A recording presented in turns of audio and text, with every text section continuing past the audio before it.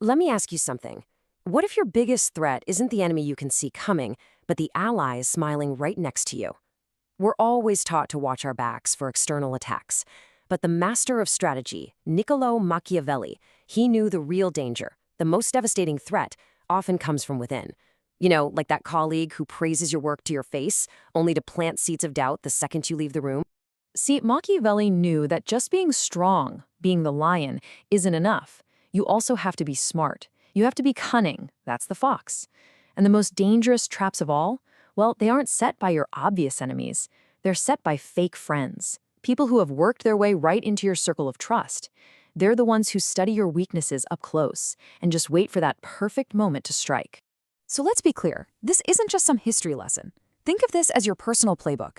We're going to move from a place of naive trust to one of absolute strategic clarity. We're using Machiavelli's timeless insights to survive and, you know what, even thrive in a world that's just full of hidden agendas. All right, first things first. We have to completely tear down a core belief that most of us hold really dear.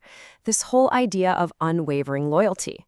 Machiavelli, well, he had a much colder, and he would definitely argue a much more realistic perspective on the matter. You see, most of us think loyalty comes from feelings, from a shared history, from a personal bond. Machiavelli saw it completely differently. To him, loyalty wasn't some noble virtue. Nope, it was a transaction. It was a fluid commodity that could be bought, sold, or just thrown away the moment it stopped being useful. To put it bluntly, Machiavelli believed people don't stick with you because they believe in you, they stick with you because they benefit from your power. The very second that benefit disappears, or, hey, a better offer comes along, so does their loyalty. So the key here is to stop asking yourself who likes me and start asking who needs me. Let me give you the perfect historical example. Machiavelli's favorite case study. Caesar Borgia had this rebellious region he needed to control. So he sends in this ruthless commander to do all the dirty work. Once the job was done, and of course the public absolutely hated the commander, what does Borgia do? He has him publicly executed. He used an ally for a specific brutal purpose and then discarded him to secure his own power. The lesson is just chillingly simple. Loyalty is a tool, not a bond. Now, let's fast forward to today. Just think about your own career for a second. How many people have offered you help, but only when it costs them absolutely nothing? How many congratulated you on a promotion while you could just feel the envy coming off of them? In any high-stakes game, your usefulness is the real measure of your alliances. The moment you're no longer a step up, you might just become an obstacle to be removed. Okay, so we've established that loyalty is basically transactional. So the next logical question is, how do we spot these hidden threats before they can actually do any damage? Well, lucky for us, Machiavelli provides a pretty clear diagnostic toolkit. So, here are the 4 big red flags to watch for. Number 1, over-the-top flattery. It's not a compliment, it's a weapon designed to make you complacent. 2, vague support. These are the people who are always there for your victory party but mysteriously disappear when there's a crisis. 3, passive sabotage. Oh, this is the art of betrayal without leaving any fingerprints. And finally, number 4, that shifting energy. You know the one, that forced enthusiasm for your success. That's pure envy, which Machiavelli thought was way more dangerous than open hatred. Ah, listen to that. That right there is the sound of modern betrayal. This sentence is a masterclass in passive sabotage. It starts with praise, right? That keeps the mask of friendship on. But the real poison is in the second half. It injects just enough doubt to undermine you, while giving the speaker total deniability. They weren't attacking you, of course. They were just, concerned. So, want a simple way to put this to the test? Here's the Machiavellian stress test. Watch people very, very closely in 2 specific scenarios. 1, when you suddenly gain a lot of power, and 2, when you can no longer offer them anything. A true ally's behavior, it stays consistent. A pretender, theirs will shift, and shift dramatically. You have to remember, stress and power don't change people. They just reveal who they really were all along. Okay, so you've identified a potential traitor in your midst. Now, the natural impulse is to confront them, to get emotional, right? Well, Machiavelli would call that a rookie mistake. It's time to stop thinking with your heart and start using cold, calculated strategy. Your toolkit here has 3 core tactics. And guess what? None of them involve a dramatic showdown. The goal is to neutralize threats silently, efficiently. We're going to use distance, information, and timing to leave your opponent completely confused while your own power just continues to grow. Strategic distance is absolutely key. You don't make a big scene, you just quietly start reducing their access. You stop sharing sensitive information, you exclude them from key meetings. Think of it this way, they can't weaponize what they don't know. The French King Louis XI was a master at this. He kept his ambitious nobles physically close in his court, but informationally miles away. It made it impossible for any one of them to get powerful enough to betray him. This brings us to a really crucial concept, preemptive action.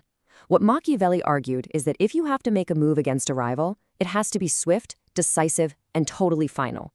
Now, this isn't about revenge. It's about surgically removing a threat before it has time to grow, to organize, and to strike you first. A slow, hesitant response just gives your enemies time to rally their forces. But a single, decisive action, that crushes their momentum instantly. Let's use a modern example. Imagine you realize a colleague is leaking your plans to a rival team. A messy confrontation gets you nowhere.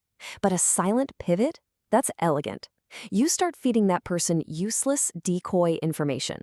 Now, while they're off chasing ghosts, you are quietly building stronger alliances with more powerful people. By the time they realize they've been completely isolated, the game has already changed and you've already won. So look, neutralizing threats, that's short-term survival. But long-term dominance, that requires something more. It requires you to build a network that is engineered for power, not just for comfort.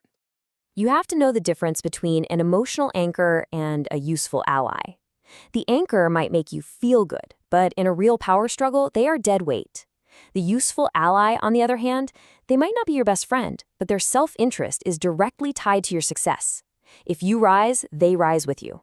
And trust me, that is a much stronger foundation for loyalty than simple affection. The French statesman Cardinal Richelieu, he built his entire court on this one principle. His advisors weren't his buddies, they were functionaries. Every single person had a clear transactional role, and if they failed to serve their purpose, they were replaced without ceremony. Now it sounds cold, I know, but it's what allowed him to maintain absolute power for decades in a court that was just filled with vipers. Your inner circle should be your greatest asset, never your biggest liability. And honestly, this is the ultimate takeaway. This is the one question that should guide every single relationship you have in your sphere of ambition. Look, affection is wonderful, but it's fleeting. It's unreliable. Mutual necessity, well, that endures. Leverage is the only currency that never, ever loses its value. So, as we start to wrap this up, let's come back to one of Machiavelli's most cynical and most powerful observations. People will support you as long as it's a necessity for them. The moment their own ambition or their own survival points them in a different direction, promises will be broken. You have to understand, this isn't personal. It's just physics. So here it is, your final checklist, the strategist's code for navigating this world of fake friends. Trust actions, not promises. Measure loyalty by what people have to gain, not by the nice things they say. Build your alliances on mutual benefit, not on feelings. And when betrayal happens, and it will, don't see it as a defeat. See it as new information and new leverage. And finally, the golden rule, never ever reveal your full game. You know, Machiavelli's greatest gift to us wasn't a license to be cruel. It was a demand for clarity. It's about seeing the world and the people in it for what they really are, not what you wish they were. So I'll leave you with this final question. In this world full of masks, are you just watching the performance, or are you watching the hands that are actually controlling the game?